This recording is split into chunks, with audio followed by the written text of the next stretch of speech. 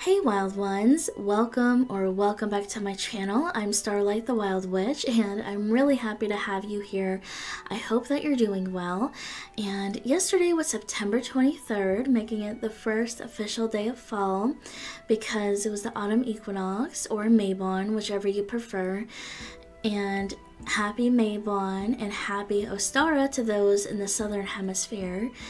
One of my favorite things to do this time of year is to incorporate kitchen witchery into my practice because I love cooking and baking with the abundance and bounty of nature, and apples are really significant during this time and very closely connected to Mabon.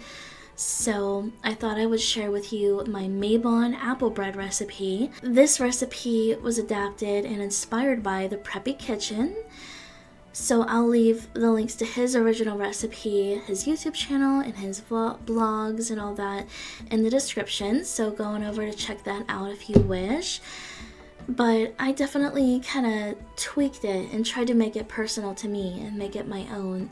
So I did kind of modify it a bit, but if you like to see the original, you know where to find it in the description.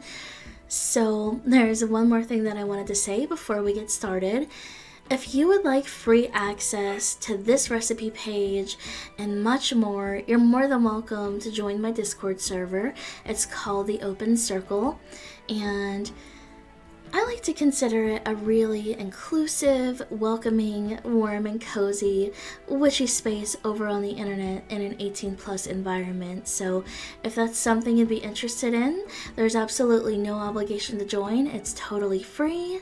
So as long as you're 18 or older, we'd love to have you over there. We're a small but growing community.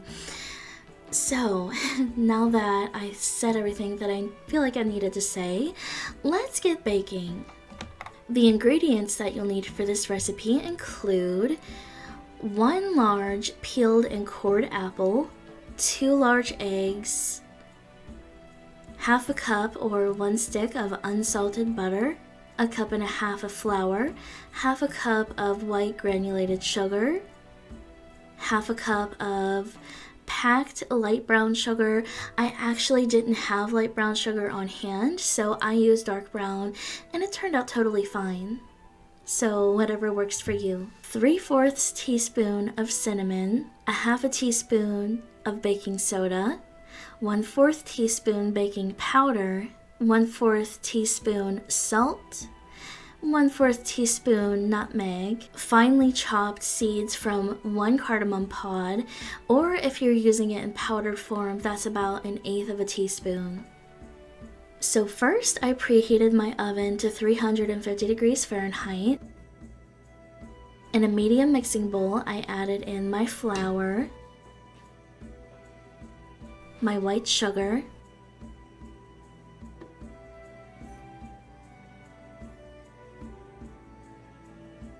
my brown sugar, baking soda,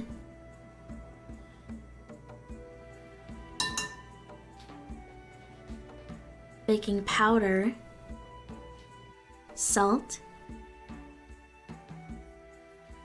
cinnamon,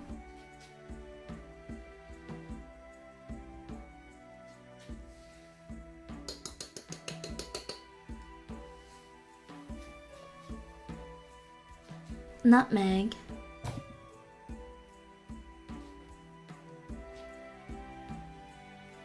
and cardamom.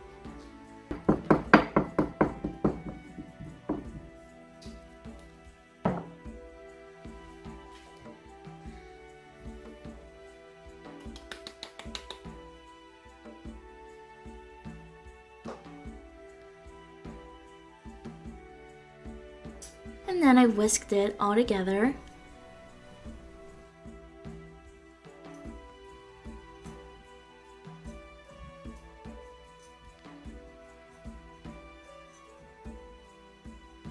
And then I added in my wet ingredients, starting with my unsalted butter.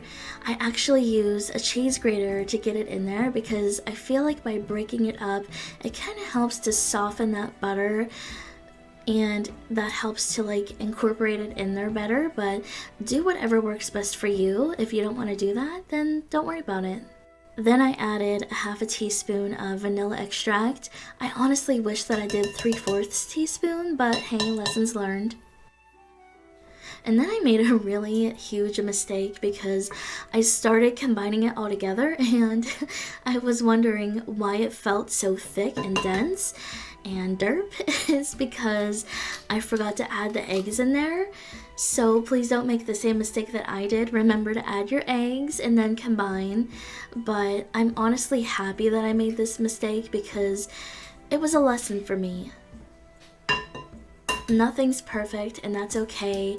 It's perfectly fine to make mistakes. Things happen, and it taught me to pay closer attention to what I'm doing. And maybe not bake while I'm like kind of tired. So, hey, lessons were learned for a reason.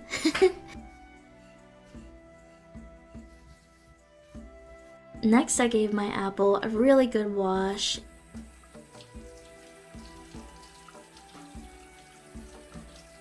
And then I removed the core.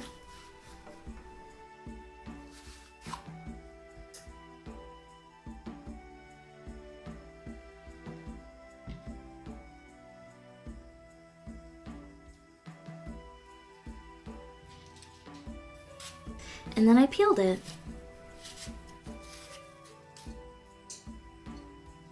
After that, I grated it into my mixture.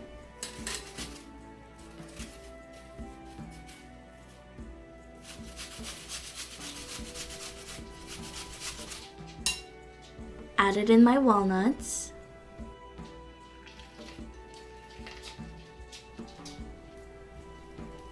And gave it a good stir.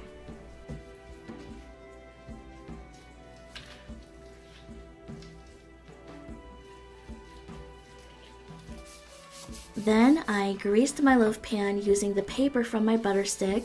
I honestly prefer to grease with butter, that's just a personal thing, but I also like knowing that less butter went to waste, so that made me feel really good doing that.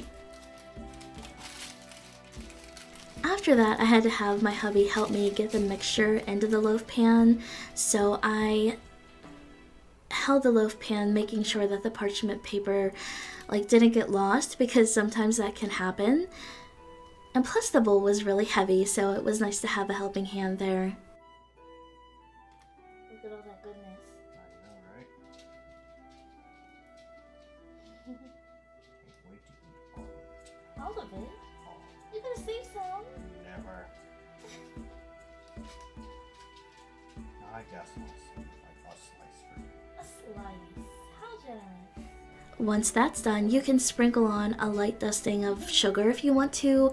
I completely forgot, and that's okay. I placed it into my oven and let it bake for 55 minutes. If that's not enough time for you, you can keep it in there until the fork comes out clean.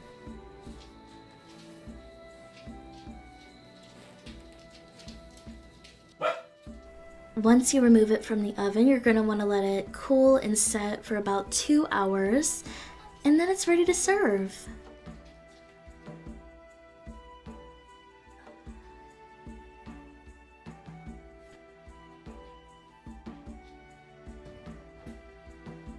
This recipe is perfect for gatherings, whether they're witchy or not, large or small, or even just your family.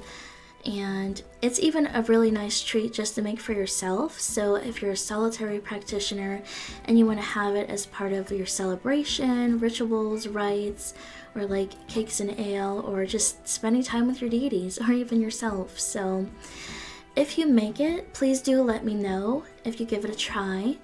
And I would love to know, what do you like to bake this time of year? Feel free to share in the comments, and if you have any suggestions for recipes for me to try in the future, leave them down below. I'd be happy to try them out. I love kitchen witchery, especially during the darker half of the year. So yeah, and I hope that you had a wonderful Mabon. Feel free to share what you were up to. Yeah, I'd love to know. So I hope to see you again really soon. I have a few more videos planned, so in in the works. So yeah, I hope to see you later. Thanks for joining me. This was a lot of fun. So take care, blessed be, and I hope to see you soon. Bye.